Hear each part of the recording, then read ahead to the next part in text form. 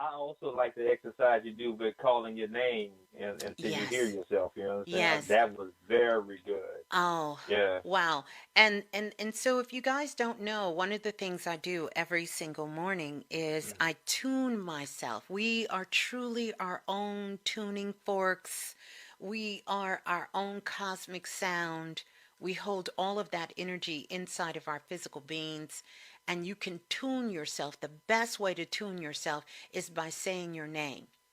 And you can do this by sitting on your bed or just getting in a comfortable space, and you say your name until that vibration aligns you down to a subatomical level.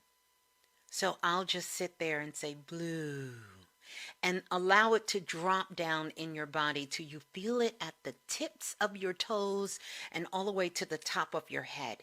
And you say your name.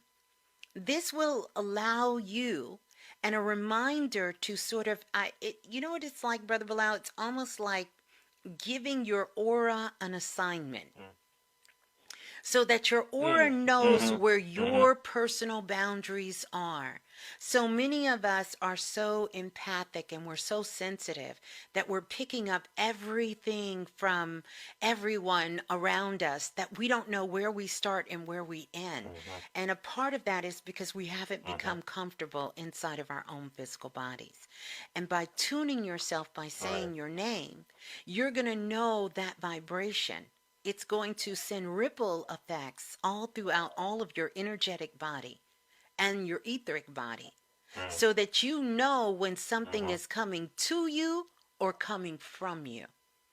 But if you never settle Mm-hmm. into you, you could walk in Starbucks and the person in Mm-hmm. front of you could be having a horrible day, a terrible day. And guess what? You're going to pick up everything that person is feeling. You're going to pick up everything that person Mm-hmm. is thinking, and you're going to take it with you. You're going to take it with you to your job. You're going to take it with you when you're driving down the road, and all of a sudden you left the house singing and smiling, and your mood just takes a dive, and you're trying to figure out why. Mm-hmm. And 9 times out of 10, Mm-hmm. it's not even coming from you because we hold our true Mm-hmm. feelings of the essence of who we are not in our hearts, but inside of our own Mm-hmm. solar plexus. And we have to learn what that feels like to be inside of our body and be grounded mentally. We know how to do a lot of physical grounding, but you have to ground your mind and your spirit as well. Too many of you guys are walking around like quadriplegics and you're hanging outside of your body. Mm-hmm. And that's why sometimes you're spooking yourself out with your own spirituality. So, yeah. Yeah, because you come too opinionated with it. Mm hmm. Mm hmm.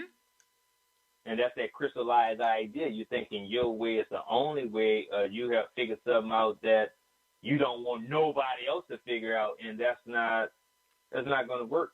Because you could best believe what you feel you know the most of. Someone know that shit triple and quadruple of what you think Oh, you know. indeed.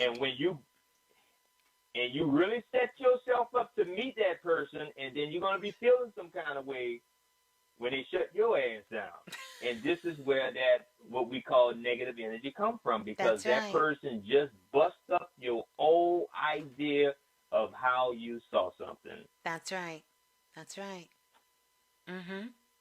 Mm hmm. So, yeah. So, And that's why we use. can't take none of it personal.